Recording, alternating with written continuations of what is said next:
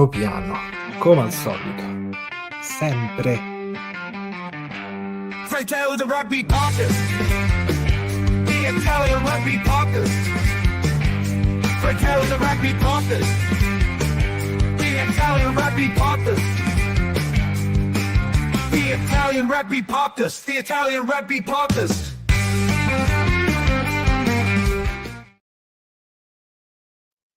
Buonasera, benvenuti. Welcome in a new episode of Fratelli di Rugby, and tonight we're gonna try to understand how we can kill a dragon. So we're gonna go into some fantasy words somewhere. Yeah. Otto, you don't understand how pissed the Welsh are gonna be when they see that title. Oh no! How to respectfully how to kill how to eat a pizza? They can say to us, right? Oh, I love it. It's like it's the Disney film, isn't it? It's How to Train a Dragon. It's just a play on that. It's just, just I'm guessing. But we have something ready for the next episode on Monday. Hopefully, we're gonna use it.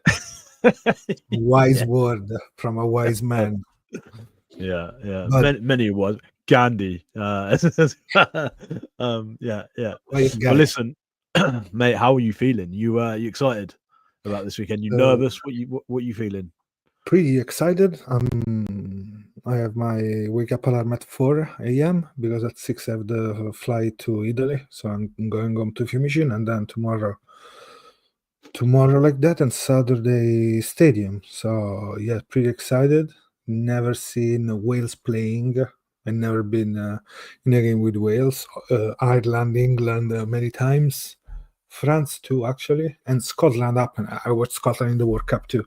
So, but I never seen Wales, so I'm really looking forward to see how they are in the stadium. How many Welsh people there will be? Because probably they're gonna be. There's gonna be a lot, I think. But there'll be the Welsh are good fans. Like they'll come in their droves and they'll have a good time. And Rome is a beautiful city, as you can understand if you can hear my Roman accent, of course. So it's so. You're cool. Italian.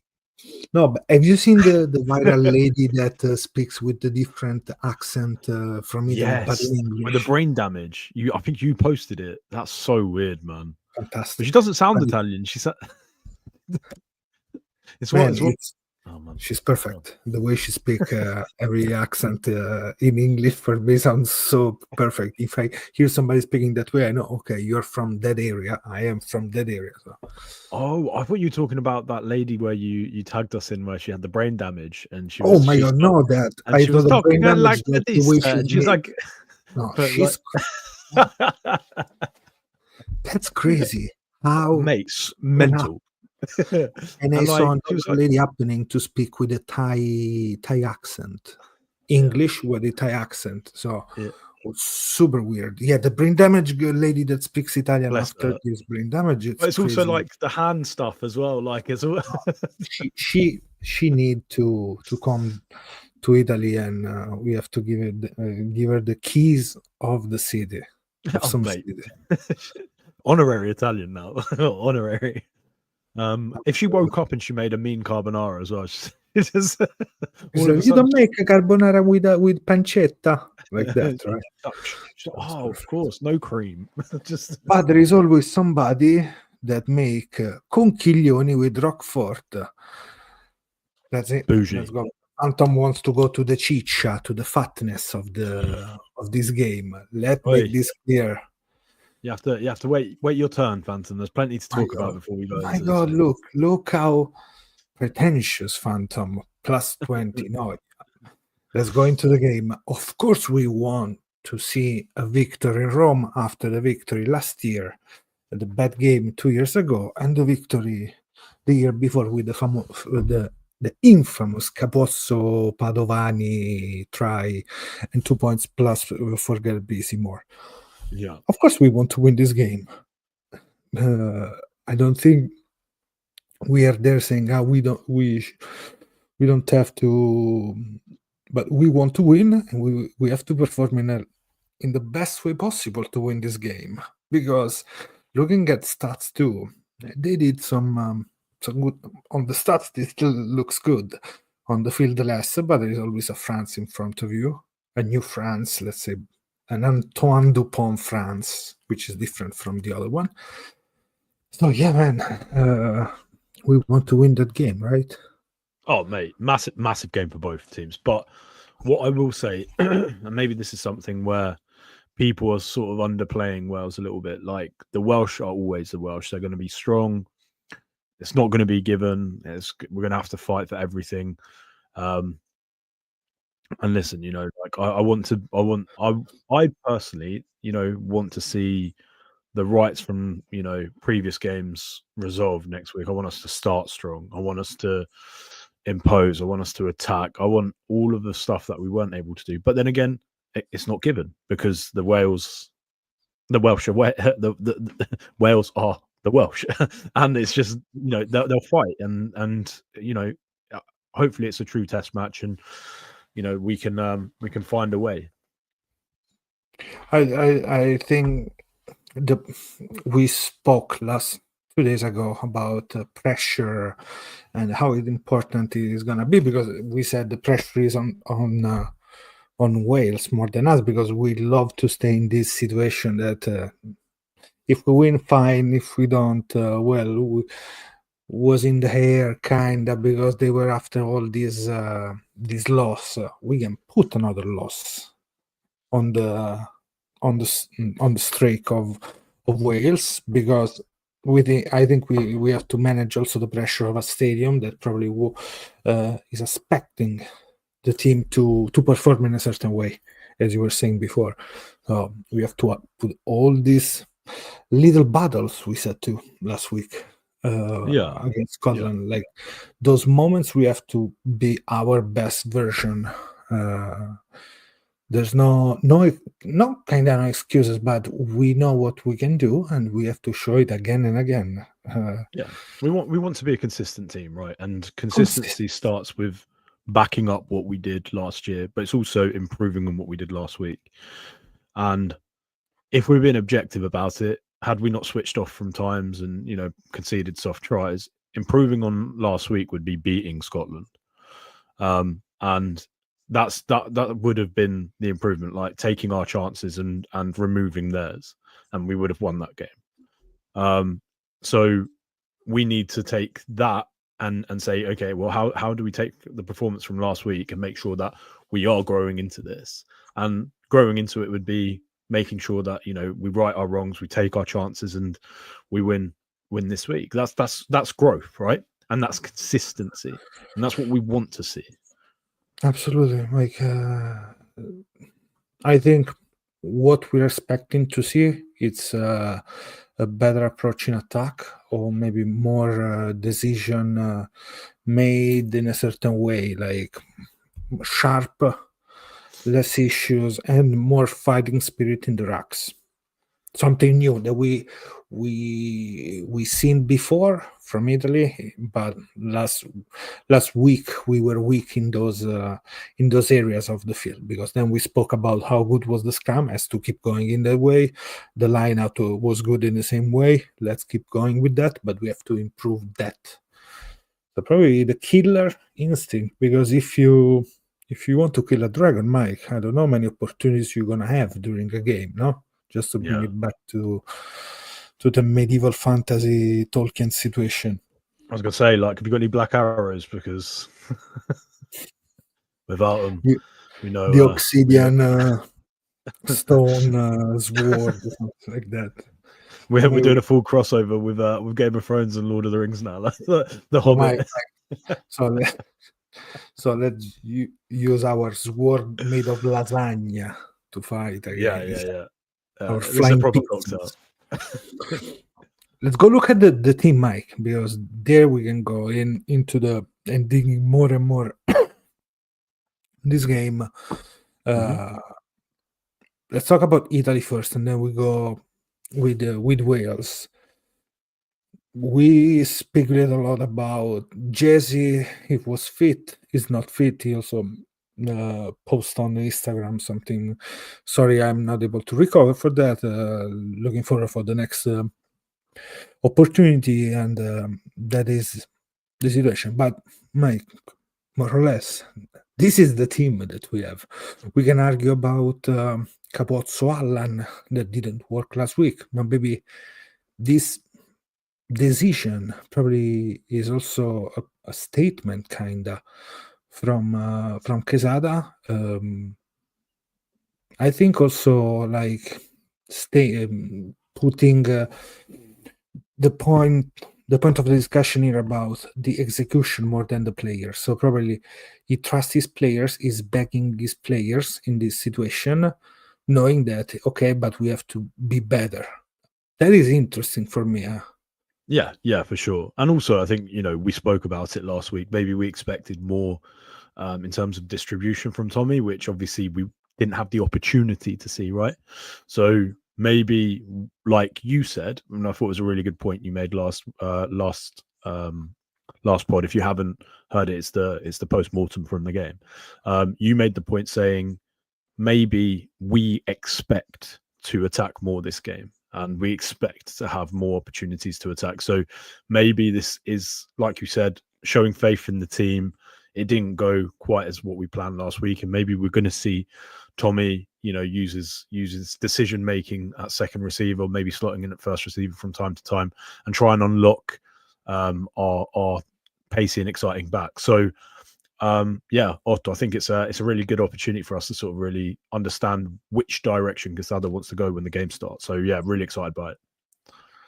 And there is these two changes from the bench, because Dino goes in the bench, Cannone come in, and then Trulla for Jesse.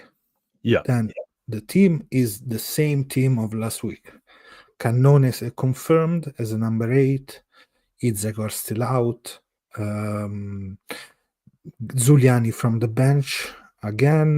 Fischietti and Rizzoli, which is already I stick with the Rizzoli, with the natural number 1, and then Nicotra starting again. So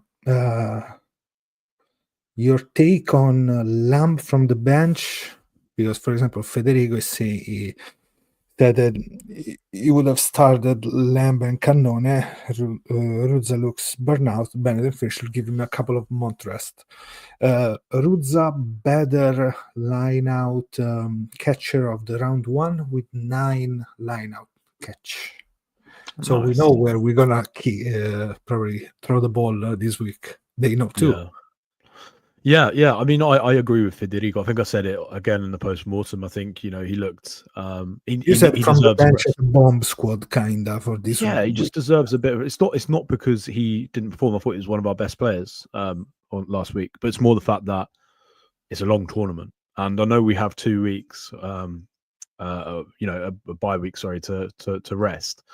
But still, right, it's a long old tournament. He's played a lot of rugby. If he's carrying any niggles, we need him for the big games as well. So if he's played multiple games in a row, which he has, and he looked fatigued by the end of the last game, I would have rather have seen him come off the bench and make an impact. And then obviously again, maybe that 5-6 option. Obviously, when we said that, Dino also does the same. So maybe that's what Quesada's thinking. Maybe Gonzal's like, well, doesn't really matter because both players can slot into 2 roles. So there's more of a variance.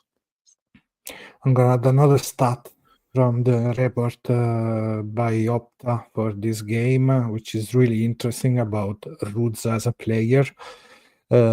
He claimed, as I said, 9 lineouts against Scotland, but the most of any player. But since his Six Nation debut in 2017, he made 136 lineout takes, more than any other player in that time. So from 2017, Ruzza, it's crazy, Mike. I mean, the 7 years, 8 years of work for the Italian line, our Torre di Pisa. Wow, right? Mate, he's a workhorse, isn't he? He works hard. He doesn't, and sometimes he does do the flashy stuff. To be fair, I was gonna say he doesn't really do the flash. Sometimes he does. Got nice hands, lovely spatial awareness. at his best, he's probably one of the more underrated second rows in world rugby. You know what surprised me of Ruzza in last game? He was always in the wide channel, but he wasn't able to catch a ball there because he never been served in a way like, okay, there is a 3-1, 3-2. I can be the bridge over for Capozzo on the wing. There was a situation where if Garbisi attack on the right side in the blind side, there is Garbisi, Ruzza, and Capozzo against 2 defenders. And that is a situation where probably Ruzza can be the Ruzza, can use his skills in that way. So, do you think that's why he's there, though? Do you think he's there to take contact? Well, this is what I was going to ask, right? So obviously he was clearly right. He can get past the tackle and do an offload. That's fine. Do you think he's also there potentially if someone makes a decision to clean up? Because obviously we always get turned over on the blind if we're not careful, right? So do you think it's both? Do you think it's a mixture of both? Because I like there's clearly like quicker backs, maybe people who don't necessarily have the same soft skills that Ruzza has. But there's definitely like, backs which would potentially make more of an impact if they stayed out in the wide channels, if that makes sense. For example, in that channel, probably Cannone would be great to see, or maybe Lamaro, you think, too. Yeah. Just to keep having the skill, maybe yes. And I understand the use of Ruzza in that channel when it's not used. Yeah. He only a cleaner. In that way, no, I don't like it either. It's the same like every time we saw Itzekor with the national team. We saw him sometimes spreading on close to the wing in the last 15, and he never get the ball there to. That is like it's frustrating kind of because you see you have that power, you have that player that can work really well in those channels and create a really good momentum in attack, line break, whatever. And we are not using that. So hopefully this game we're gonna see more again 2-1 with one of ours there. Vincent, for sure, we said last week he's gonna do that kind of play game in the last meters when he's able to spread in the field. But yeah, man, Ruzza, you always look for that space too. Many times, like, should I go clean here? There was in the game. No, okay, I'm gonna keep staying on that side, keep staying. Even if there are 5 meters left, I'm gonna stay here because he's needed there to spread around. But we have to use it. Do you remember when he almost scored from a cross kick against who was? What with Brex with the crossfield kick? Yes. Yeah. I can't remember. It was an important game though. It was. It would have been the match-winning try. I can't remember. Was it World Cup or was before the Six Nations? I thought it was I think it was Benetton. I think it was with Benetton afterwards. I think. I was thinking with the national team. So if maybe I got it wrong. But yeah, he was. He finds himself in those spots a lot, and actually, like I said, it's going to be interesting to see what happens with young Vincent. It was Ireland. Yeah, perfect. Here we go. That was it. Yeah, you are right. It was Ireland last year. Bravo, Phantom. Yeah. I remember the green. I was like, okay. Yeah. But anyway, so what was I going to say? Yeah. So with Vincent, it's going to be interesting to see what sort of impact he makes. Cannone, obviously, hopefully he gets his emotions in the right place as well. We just need to not lose our heads too much. Obviously, it's a big game. We're going to be playing at home. There's lots of opportunity for us to get over emotional at home and stuff. But this should be we should go into this as professional as we possibly can, because the Welsh are going to come with fire, and it's quite easy for us to boil over. And I think actually we saw what happened with England, Ireland, which we haven't really spoken about too much, but last week when you don't get that emotional, you don't get the emotions right, and potentially start getting the bad side of the ref, and ultimately, right, it contributes. So for us, as long as the boys are in a good mental space and they're professional, I think regardless who starts or who doesn't, it should be like a fairly. There should be a dip. There should never be a dip. Is what I'm hoping for. Like a couple of stats more for this game. We are the two teams with the most tackles during the first round. 212 for us, 185 for Wales, and it's interesting because also about like kick from hand. We are the two teams that kicks the less, 25 and 27 for us, and so that means that they are ready to fight. They're ready to fire against us with everything they have. Duffy Jenkins was the best tackler with Jack Morgan for Wales last week, and we had Lamaro, Negri, and Nicotera. The best 5 tacklers of the Six Nations for now are 3 Italians, 2 Welsh. Because of course the game went in another way, but this is showing you also with the scrum the 100% accuracy on the scrum effectiveness, which is great for them and for us. So Jones is working well. We were saying about the scrum. Let's see what's going to happen. But theory, the scrummagers, Fischetti, Ferrari, and Nicola are better, in my opinion, than Garrett, Henry Thomas, and Ivan Lloyd. Yeah, so I completely agree with everything you said, and actually, I think if I'm looking at the backs, obviously Faletau coming back. What were your thoughts on that? For me, it's insane to keep Danny Plumtree out. Again, I was expecting because I said, okay, he's in the team. Yes, he can do it. So I was scrolling on X. I saw a couple of posts about how many, maybe he's a penalty machine. He give away a lot of penalties, but doesn't seem like that. And he is a really good player. So it really surprised me more than him out than Faletau back in this game. Maybe bottom, okay. Yeah. Obviously, Wainwright looked like Wainwright is there in the from on the bench. Yeah, it looked like he opened himself up a little bit last game, right? It looked like he needed stitches, didn't he? So maybe that's why he didn't start. It's an interesting team because Eddie James is this young, tall center for Scarlets, and Scarlets are playing good. Plumtree is playing good for Scarlets coming back because Scarlets probably is the revelation team of the URC this year. I think they're now in 5th position, if I remember well. So, yeah, doing well.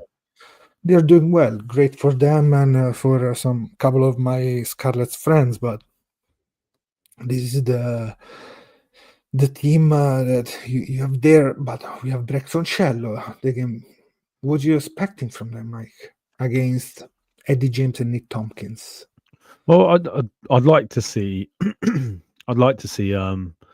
Menoncello just put some beelines in at 10. We saw how obviously effective he is on those short lines, but I'd quite like to see him actually maybe try and do a little bit more damage with his carrying than potentially being that one where it takes focus off Brex. Maybe put in some couple of like aggressive hard lines, right, so that we're opening up space for Brex, because ultimately, like, if we constantly go through Brex as a second receiver or sometimes as a first receiver, like, we're going to get found out from time to time, right? So we need to make more variance, more what's the word I'm looking for? More imagination in our attack. That's all I want to see from those two. Defensively, we know what we're going to get from them, and frankly, they're always very good in defense. So defensively, we know. It's just I'd like to see a little bit more, inventiveness. That's the word I was looking for. Inventiveness. More inventive. With Menoncello is another one that loves to go play wide, and we have time to manage between the two players, because we have seen Allan and Garbisi sharing the management of the as a first receiver sometimes, and then playing more on the edge. The Brex is playing on, let's say, almost on the 15 meters line, the pull passer. So we keep doing that. But let's see also the evolution. But we have seen Brex kicking more too during the game. We are trying a lot of short kick behind to try to create some chaos. Do you think in this game we're gonna keep doing that, or we're going maybe more higher balls against Rogers, maybe more than Josh Adams? We're expecting we're gonna use that part of the game for us, even if we are not the best team on that area.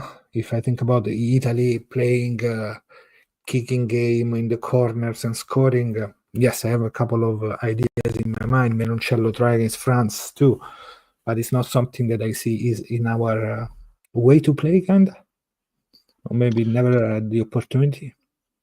Yeah, for me, I think we're probably gonna it depends how narrow they defend again, right? Obviously, if the opportunity is there, then I'm sure we'll probably kick maybe a couple of grubbers in behind, like maybe if we can. Garbisi's good at kicking those crossfields. Like we've seen him at Toulon this year. He's not a bad player when it comes to those absolutely. crossfields. The problem is obviously for it to be like that, you need to have a certain almost like an agreement, right? Like with the team, if we're in this position or if it's on, everyone needs to know their role. And maybe we didn't see much of that in the first game, as for example, how much we saw France do it is because maybe they were just slightly more sort of aware of their roles and stuff, and we needed a little bit more time. So maybe we see that. But if they're going to be very aggressive in the middle, I see kicks, small dinks in behind. Obviously, they have Liam Williams, who's a brilliant counter-attacking fullback. But I fully expect us to try and find the space. Let's see. So Gareth Thomas, Ivan Lloyd, Henry Thomas, Will Rowlands, David Jenkins, Bottom Morgan, and Faletau, Thomas Williams, the guy to look an eye on, put a couple of eyes on. Don't injure that player I needed for the rest of the season at Gloucester, please. As Freddie Thomas from the bench for Gloucester, so I need those two players to be fit and ready for us. Josh Adams, Tom Rogers on the wing, Liam Williams, Eddie James, and Nick Tompkins, and then Elliot D, Smith and Assirati, Freddie Thomas, Rufus Wainwright, and then Rodri Williams. How many games Rodri Williams play? Dan Edwards and Blair Murray. Blair Murray, another good player, another one that can show some kind of some sparks. He's out a lot of players, like as Winnet is one of them, Mason Grady for the injuries. So I think it's a pretty good team, but I repeat, plan 3 preparation should have been in this 23. Yeah. No, it's really, I don't know. I didn't read any messages more about why he's not in the team. I don't know how Garland. Maybe it's like an injury or something. Who knows? Yeah, but let's see. So, Mike, is gonna still rain in Rome this weekend? Do you know that? Because that is gonna change a lot. Yeah. Like I said, I think last time on the last part, I was like, we need to bring Brunello. Find him, pay him what he wants. Give him free drinks all day. Just get him in the stadium. He doesn't even need to talk to anyone. Let's just bring him in and just let him do his bit. The talisman. People go in and they stroke person who's like bored for good luck. Just stroke his belly like Buddha or something. Just we need to get some of that rain luck that we miss from him. Edo is scared because the opportunity is fucking enormous. As a great philosopher from Ireland, born in New York, said in France one day, Ronan O'Gara. So yes, the opportunity is so good to win and put 5 points. I'm still pissed off because we didn't get any defensive bonus point last week. If I think still, because it was there, at least bring one home. Yeah. No, I agree. I think on the value of it, I said I felt like they were 12 points better, but on the face value of it, it could have so easily have been us taking points away from that game. So I agree with you. That said, we just, like you said, need to take the opportunity and take it with both hands.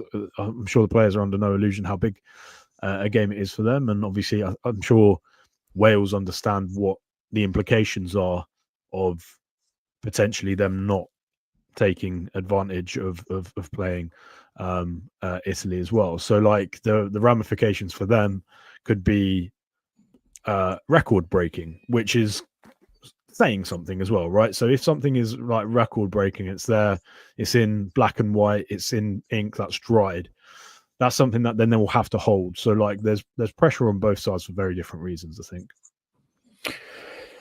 Federico said that it will rain after 5. Perfect. Right in time to drink a couple of beers and go home. Only 16% chance. Look, everybody looking at the forecast for this game. Flashback from 2023. Man, it was 3-4 years ago. I was looking while Mike, you were commenting about this. How many tries have been scored by Wales against us in the last 5 Six Nations? 5 tries in 2020. Then we went to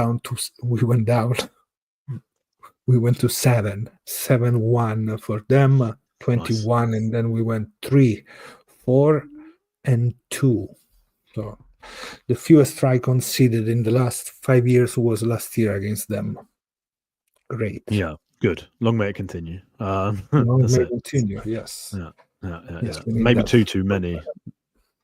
Mike, what do you think about discipline for us? Do you think we're gonna be ready for this game? Like you were talking about Cannone before, no? The emotions away. You think is gonna be that game that we're gonna prove a point being correct in the game? We need to be passionate, not emotional. That's my concern, right? We need to be passionate, not emotional, and we've got a lot of emotional players as well. So like they need to be in the right frame of mind, It is. We did 7 penalties the whole of last game, right? 5 for Scotland. You obviously the stat man, you got it all recorded. I'm just scrolling up to see a couple of total penalties conceded. Where are you? Total penalties conceded 7? Yes. Yeah, and 11 they did 5. Conceded. Right. If we hit 7 again, I think I'd be happy with 7. To be honest, I'd be, I'd rather we don't have 7. But if I had to pick a number, 7, I'm perfectly okay with. To be honest, sounds good. Yeah, sounds good to Absolutely. Me. Yeah, because in that way means that you were able to, first of all, discipline, so no cards probably in those few, and second on maybe you spend some penalties away from your try line, because that is what we want, right? Like spending the penalties that Scotland did, a couple of penalties just to give away like that. Yeah. How you think about kicking game is going to be interesting between like kicking pressure, scoreboard pressure, Mike. Are you all in for scoreboard pressure this game too? Yeah, always. Always, yes. Always. At test level, anytime anyone asks me this, at test level, if the points are on, and even if it's a tier 2 team, right? If the points are on, you take the points. Initially, you take the points, and then like South Africa are the absolute best at this. Like the absolute best. The game. Well, just everything is a tournament. Like to them, like every single test match is a tournament to them. Take the 3. You don't really win finals by tries. You win finals by kicks, and we need to take the 3, and then the game will open up. Like the game will open up. Hopefully, we put it away at that point. But we scoreboard pressure is important. I hope now our players, Mike, eat well this couple of days, because last time the first game in Rome, Capozzo wasn't there. So I'm hoping they didn't eat too much carbonara around, because come on, unbelievable. Scottish carbonara. Yeah. Just iron brew. It's just iron brew and haggis. Actually, no, yeah, it's deep fried. Yeah, of course it is. It's just deep fried carbonara. That's what it is. with a good glass of Buckfast on the side. You know what? I say this like my favorite soft drink ever is Iron Brew. I actually just adore it. I loved it as a kid. I love it now. But yeah, they are. It's one of those where like I had a couple of what are your Iron Brew. thoughts? Actually, yeah, what are your thoughts? Interesting. Someone who didn't grow up with it. What were your thoughts on Iron Brew? It's better than tasteful. Is better than Red Bull, my opinion. It happened a couple of times. There is an English shop here in called Little London in Sofia, and they have it sometimes. And it happens once to try it. Interesting. I'm not great in soda, but I like. Interesting. Oh, the disrespect! The disrespect! But I also drink a beer with Iron Brew in it. Okay, well, now you're getting silly, mate. Iron Brew is a delicacy. It was a Cloud Water was the brand. I'm gonna ask to my dear friend at the pub tomorrow night. Mate, Iron Brew is a delicacy. It does, to be fair, actually adding alcohol to Iron Brew is probably something that they would applaud in Scotland. But Iron Brew is rakia.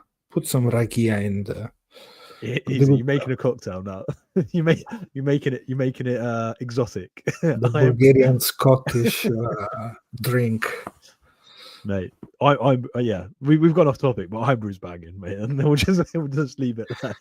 Iron Brew is a banger. It's banging. Perfect. Bam. Mike, you're who's gonna be the player that's gonna shock you in a positive way tomorrow? Tomorrow, like the next game against Wales. Yeah. Who's gonna be the player that you think, wow? I would like. I think Tommy Allen has a lot more in him. I think Tommy Allen. It's a big game for Tommy as well. Great.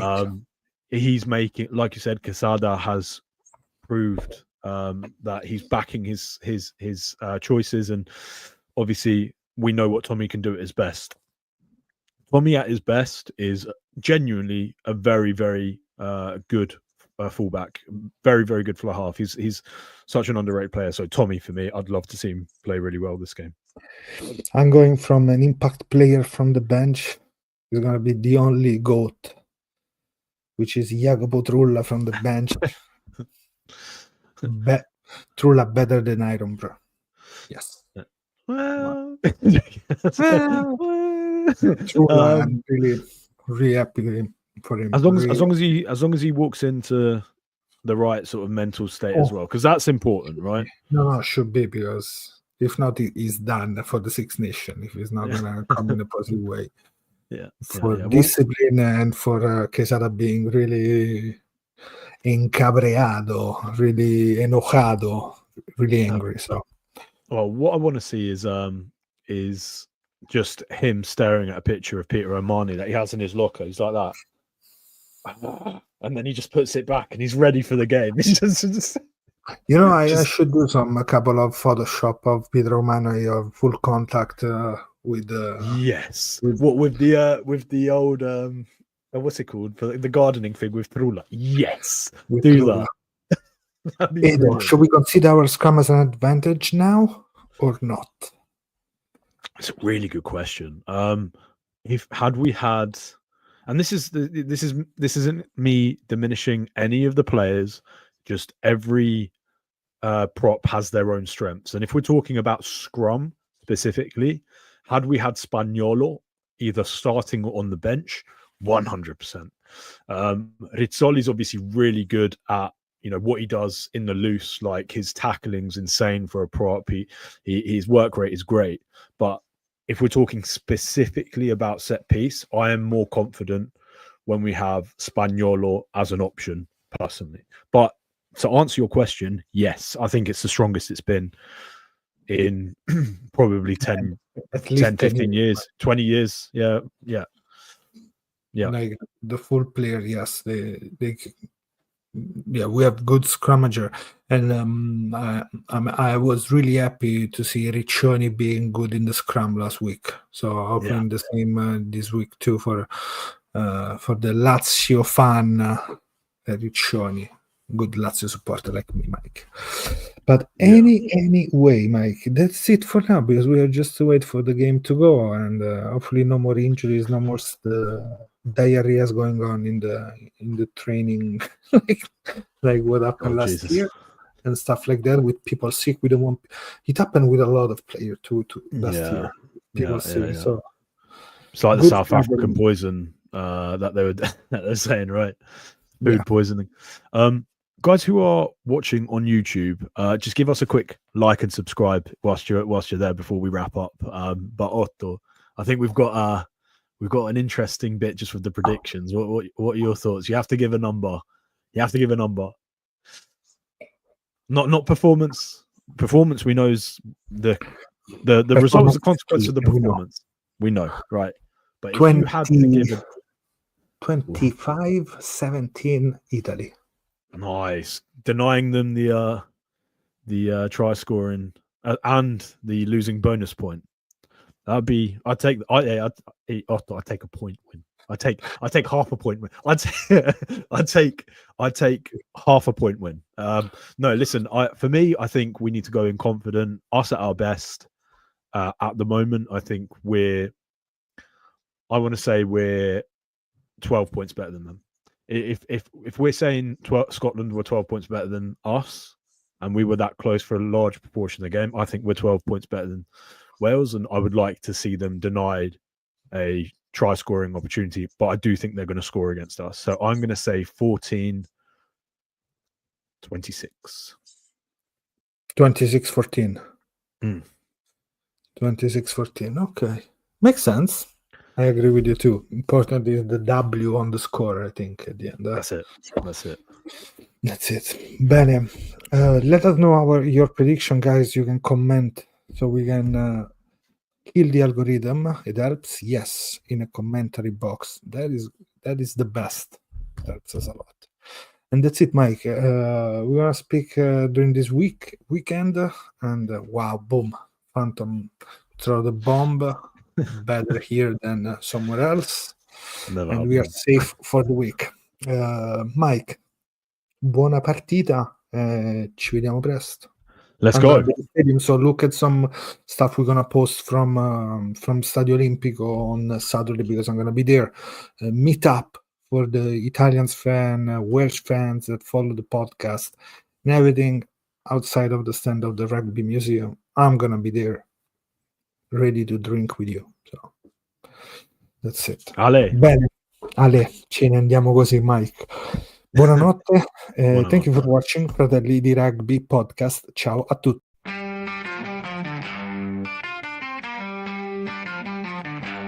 Fratelli di Rugby podcast.